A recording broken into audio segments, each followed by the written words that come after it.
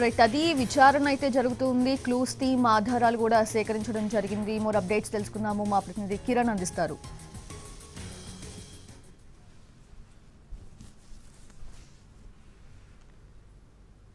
Kukatpally police స్టేషన్లో ఉదయం నుంచి బాలిక తల్లిదండ్రులు పోలీస్ స్టేషన్లో ఉన్నారు. మరొక పక్క బాలుడు అలాగే బాలుడు పేరెంట్స్ కూడా ఒక రహస్య ప్రదేశాలు వారు కూడా విచారిస్తున్న సిచ్యువేషన్ ఉంది. సో పోలీసులు అనేక కోణాల్లో దర్యాప్తు చేశారు. దాదాపు 5 రోజుల పాటు కూడా ఈ కేసు ముప్పుతిప్పలు పెట్టింది. ఈ చిక్కుముడి విప్పేందుకు, మిస్టరీ ఛేదించేందుకు అనేక కోణాల్లో పోలీసులు దర్యాప్తు చేశారు. అనేక ఇన్వెస్టిగేషన్లో భాగంగా సీసీ ఫుటేజ్ కలెక్ట్ చేయడం, తర్వాత ఇటు టెక్నికల్ ఆధారాలు సేకరించడం అన్ని చేసినప్పటికీ ఇందులో చాలా స్పష్టమైన, చాలా కీలకమైన ఆధారాలు కూడా పోలీసులకు లభ్యమయ్యాయి. ఇందులో ఒకటి మెడికల్ రిపోర్ట్ అనేది చాలా కీలకంగా మారింది. వైద్యులు పోస్ట్మార్టం చేసిన తర్వాత ఒక ఒపీనియన్ ఇచ్చారు. 20 సంవత్సరాల లోపు వ్యక్తే ఈ హత్య చేసి ఉంటాడని అనుమానం వ్యక్తం చేస్తూ కూడా ఒక చిన్న క్లూ ఇవ్వడం. ఆ తర్వాత CC footage, shadow CC footage లభ్యమైంది. ఆ తర్వాత పోలీసులు కూడా హత్య జరిగిన రోజు ఈ బాలుని కూడా బాలునితో కూడా మాట్లాడినట్టు తెలుస్తుంది. సో బాలుడు కూడా చెప్పిన దాని ప్రకారంగా ఆ రోజు సహస్ర ఆ రూమ్ నుంచి కూడా అరుపులు వినిపించాయి, అది నేను విన్నానంటూ కూడా తప్పుదో పట్టించాడు. ఆ తర్వాత మరొక సందర్భంలో క్రికెట్ బ్యాట్ కోసమని ఇంట్లోకి వెళ్ళనని బుకాయించాడు. ఈ విధంగా తప్పించుకున్నాడు. సో ఆ రోజు హత్య చేసిన తర్వాత బాలుడు పక్క భవనంలో దాచుకునడాన్ని, అంటే అతను ఎవరు కూడా తను గుర్తుపట్టకుండా ఉండేది ఒక 15 నిమిషాల పాటు ఆ భవనంలోనే ఉండడాన్ని సాఫ్ట్వేర్ ఎంప్లాయ్ ఎవరైతే ఉన్నారో అతన్ని గమనించాడు ఆ బాలుని కూడా. సో పోలీసులు కూడా సాఫ్ట్వేర్ ఎంప్లాయీని విచారించినప్పుడు ఏదైనా అనుమానం వ్యక్తం చేయడం జరిగిందా, లేదంటే ఇతనికి ఈ కేసుకి ఏమైనా సంబంధం ఉందా అని ప్రశ్నించినప్పుడు కూడా సాఫ్ట్వేర్ ఎంప్లాయీ ఒక విషయాన్ని చెప్పాడు. ఆ బాలును చూస్తే నేను గుర్తుపడతాను, ఎందుకంటే ఆ రోజు దాదాపు 15 నిమిషాల పాటు కూడా బాబు అక్కడ దాక్కొని ఉండడాన్ని నేను గమనించానని. ఆ తర్వాత బాలుడు ఉన్న స్కూల్కి పోలీసులు వెళ్లారు. అక్కడ కూడా బాలుని విచారించారు. సో అక్కడ కూడా తప్పదో పట్టించాడు. సో బాలుని ఇంటికి తీసుకొచ్చారు. తల్లిదండ్రుల సమక్షంలోనే బాలుని ఇంట్లో అన్ని కూడా పరిశీలించినప్పుడు నైఫ్ తో పాటుగా డ్రెస్, అలాగే అతను రాసుకున్న లెటర్ కూడా లభ్యమైంది. ఇక అదుపులోకి తీసుకొని విచారించడం. సో ఇన్వెస్టిగేషన్ లో భాగంగా అన్ని కోణాల్లో కూడా పరిశీలిస్తే ఇందులో ఒక్కొక్క అంశాన్ని కూడా చాలా లోతుగా దర్యాప్తు చేశారు పోలీసులు. ఏ చిన్న ఆధారం దొరికినా కూడా వదలకుండా ఒక టీంని పంపించడం, టీం వెళ్ళడం, తర్వాత సీన్ ఆఫ్ అఫెన్స్ కూడా చాలాసార్లు మల్టిపుల్ టైమ్స్ కూడా పోలీసులు విజిట్ చేశారు. ఆ సీన్ ఆఫ్ అఫెన్స్ ఎక్కడైతే జరిగిందో ఆ సరౌండింగ్స్ భవనాలు చూశారు. తర్వాత అక్కడున్న పరిసర ప్రాంతాలను పరిశీలించారు. అందరినీ కూడా విచారించిన క్రమంలో ఈ బాలుని కూడా మాట్లాడినప్పుడు బాలుడికి దీనికి ఏం సంబంధం లేదన్నట్టుగా వ్యవహరించడం, తర్వాత పోలీసులు బాలుడు చెప్పిన దాన్ని కూడా ఎంక్వైరీలో పరిగణలోకి తీసుకున్నారు. ఎందుకంటే కేసు స్టేటస్ అలాంటిది, తర్వాత సంచలనం మారింది కేసు.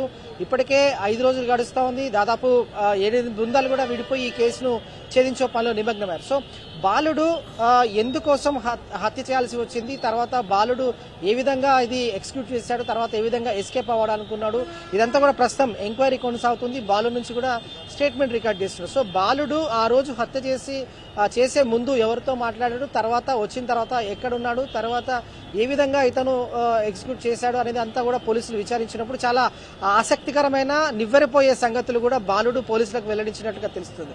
ఎందుకంటే ఒక ఓటీటీ వెబ్ సిరీస్ ద్వారా ఒక క్రైమ్ సిరీస్ ను చూశాను, ఆ క్రైమ్ సిరీస్ చూసే తాను ఏ విధంగా తప్పించుకోగలుగుతాను, అలాగే ఏ విధంగా ఇలాంటి క్రైమ్ చేయొచ్చు అనేది ఒక వెబ్ సిరీస్ ద్వారా అతను చూశానని పోలీసులకు వెల్లడించాడు. ఆ వెబ్ సిరీస్ ఏంటి, తర్వాత ఆ బాబు చూసిన సీన్స్ కావచ్చు, అలాగే ఇక్కడ ఎలాంటి ఎగ్జిక్యూట్ చేశాడు అనేది కూడా పోలీసులు దానికి సంబంధించి కూడా దర్యాప్తు చేస్తున్నారు. సో బాలుడు లేఖ రాసుకున్నప్పుడు కూడా ఏ విధంగా లోనికి ఎంటర్ అవ్వడం, తర్వాత ఏం చేయాలి, తర్వాత ఎట్లా ఎస్కేప్ అవ్వాలన్నది కూడా పోలీసులు ఒక లేఖ కూడా లభించింది. ఆ లేఖ బాలుడు రాసిన లెటర్ అంతా కూడా పోలీసులు పరిశీలిస్తారు. సో బాలుడు ఇంటికి చేరుకున్న క్లూస్ టీమ్స్ కూడా ఇంట్లో అనేక ఆధారాలు సేకరించారు.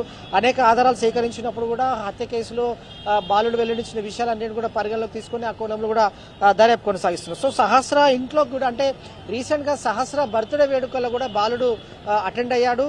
బర్త్డే విషెస్ కూడా సహస్రకు తెలపడం, ఫంక్షన్ లో కూడా అటెండ్ అవ్వడం. సో 2 సంవత్సరాల క్రితమే ఆ బాలుడు అక్కడ భవనంలో రెంట్కి వచ్చారు. పేరెంట్స్ కూడా వారు సమీపంలో ఒక కిరాణా షాప్ నడిపిస్తున్నారు. సో బాలుడితో కూడా సహస్ర ఆడుకోవడం, మాట్లాడడం ఇదంతా కూడా జరుగుతోంది. పోలీసులు స్కూల్కి వెళ్ళారు, అక్కడ ఎలాంటి ఆధారాలు లభించలేదు ముందు.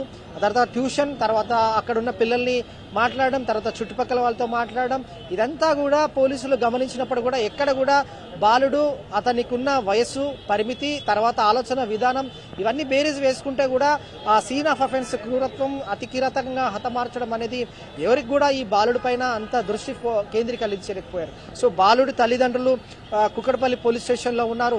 వారు మాత్రం షాక్లో ఉన్నారు. ఎందుకంటే తెలిసిన వ్యక్తి, తర్వాత బాలిక బర్త్డే విషెస్ చెప్పడం, బర్త్డే పార్టీలో కూడా బాలుడు అటెండ్ అవ్వడం, ఆ తర్వాత వారిని పోలీసులు అదుపులో తీసుకొని విచారిస్తున్నారు. ప్రస్తుతం అయితే ఒక గందరగోళమైన ఉద్రిక్తమైన వాతావరణం నెలకొంది సహస్ర నివాసం వద్ద. ఎందుకంటే గడిచిన 5 రోజుల నుంచి కూడా హైదరాబాద్ జంట నగరాల్లో ఈ కేసు తీవ్ర సంచలనం రేపెత్తించింది. ఎందుకంటే ఒక్క క్లూ కూడా లేదు, తర్వాత బయట నుంచి ఎవరు వ్యక్తులు రాలేదు, తర్వాత చాలా ప్రొఫెషనల్గా చాలా పక్కగా హతమార్చిన తర్వాత ఏ విధంగా నిందితుడు ఎస్కేప్ అవుతాడు, తర్వాత అక్కడ ఉన్న లొకేషన్ టవర్స్, సీసీ కెమెరాస్, తర్వాత జాగ్ అంటే పోలీస్ జాగ్ల నుంచి ఇన్ఫర్మేషన్ ఏవైతే ఆధారాలు ఉంటాయో అన్ని కోణాల్లో కూడా దర్యాప్తు చేశారు. కానీ పక్క భవనంలోనే నివాసం ఉంటున్న ఒక 10వ తరగతి చదువుతున్న బాలుడు ఇంత దారుణానికి ఒడిగడతాడా, ఇంత అతి కిరాతకంగా హతమారుస్తాడా అనేది మాత్రం ఇప్పటికీ అందరూ కూడా షాక్లోనే ఉన్నారు. సో ప్రస్తుతం సహస్ర పేరెంట్స్ మాత్రం వారంతా ఒక ఆందోళనలో ఆవేదనలో ఉన్నారు. ఎందుకంటే తెలిసిన వ్యక్తే అని అనుమానం వ్యక్తం చేస్తున్నారు.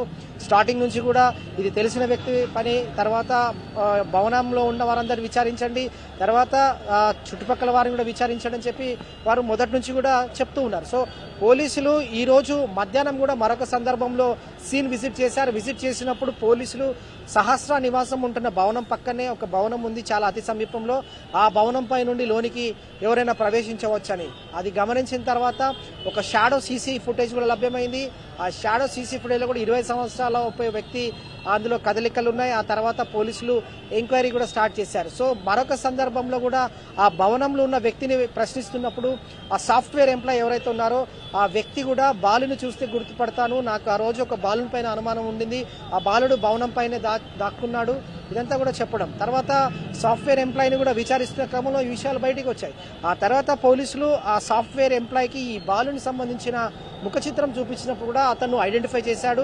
సో ఇందులో కేవలం అతను ఒక ఐ విట్నెస్గా మాత్రమే ఆ సాఫ్ట్వేర్ ఎంప్లాయీ పరిగణించాల్సి ఉంటుంది. తర్వాత పోలీసులు వెళ్ళారు. పోలీసులు వెళ్ళిన తర్వాత అతన్ని అదుపులోకి తీసుకొని కుటుంబ సమక్షంలోనే ఇల్లంతా కూడా పరిశీలించినప్పుడు దుస్తులు అంటే రక్తపు మరకల్లో ఉన్న దుస్తులను స్వాధీనం చేసుకోవడం, ఒక లెటర్ కూడా రాసుకున్నారు. ఆపరేషన్ ఎక్కడైతే ఎజెండా ఉందో సంబంధించి ఏ విధంగా హత్య చేయాలి, ఆ తర్వాత ఏ విధంగా ఎస్కేప్ అవ్వాలి అంతా కూడా ఒక లేఖ రూపంలో పాయింట్ టు పాయింట్ రాసుకున్నారు. అంతా కూడా పోలీసులు రికవరీ చేశారు. సో ఇప్పుడు ఆ ఎఫ్ఎస్ఎల్ రిపోర్ట్ కూడా పంపించాల్సి ఉంటుంది. బాబుతో ఇంకొక లెటర్ రాయిస్తే ఆ లెటర్కి తర్వాత ఈ హ్యాండ్ రైటింగ్ కూడా మ్యాచ్ అవుతే కనుక ఒకవేళ ఇతనే రాసినట్టయితే కూడా పోలీసులు ఇంకా మరికొంత లోతుగా దర్యాప్తు చేసి ఇంకా చాలా కీలకమైన ఆధారాలు సేకరించిన వారు అవుతారు. కాబట్టి బాలునికి ఎవరెవరు సహకరించారు, తర్వాత ఎవరు ప్రమేయం ఉంది, తర్వాత ఎందుకోసం వెళ్ళాడు, చోరీ కోసం వెళ్ళాడు, ఇవన్నీ అనేక అనుమానాలు కూడా ఉన్నాయి. కాబట్టి వాటన్నిటిని కూడా నివృత్తి చేసుకునేందుకు పోలీసులు అయితే ప్రస్తుతం దర్యాప్తు కొనసాగిస్తున్నారు. అనేక కోణాల్లో దర్యాప్తు చేసిన తర్వాత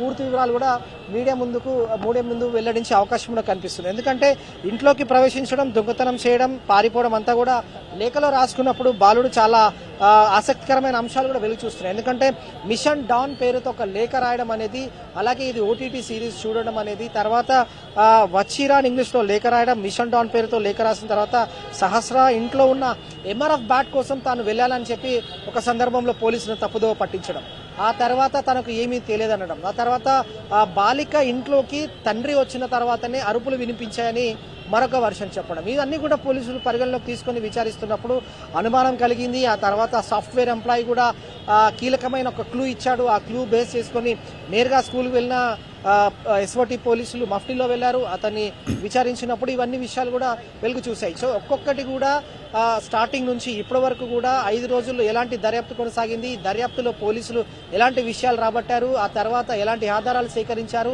ఇప్పుడు ప్రస్తుతం ఈ కేసు చిక్కుముడి వీడింది. ఎందుకంటే తానే హత్య చేశానని చెప్పి బాలుడు స్టేట్మెంట్ ఇచ్చిన క్రమంలో ఇప్పుడు దాన్ని ఎస్టాబ్లిష్ చేయాల్సి ఉంటుంది. ఎందుకంటే దాదాపు 45 రోజుల్లోనే ఛార్జ్ షీట్ ఫైల్ చేయాల్సి ఉంటుంది. కాబట్టి అన్ని కోణాల్లో దర్యాప్తు చేసి బాలుడిని ఏ విధంగా చేశాడు, తర్వాత సమగ్ర దర్యాప్తు చేసిన తర్వాత పూర్తి వివరాలు మీడియాకు వెల్లడించే అవకాశం ఉంటుంది. Thanks for the updates Kiran.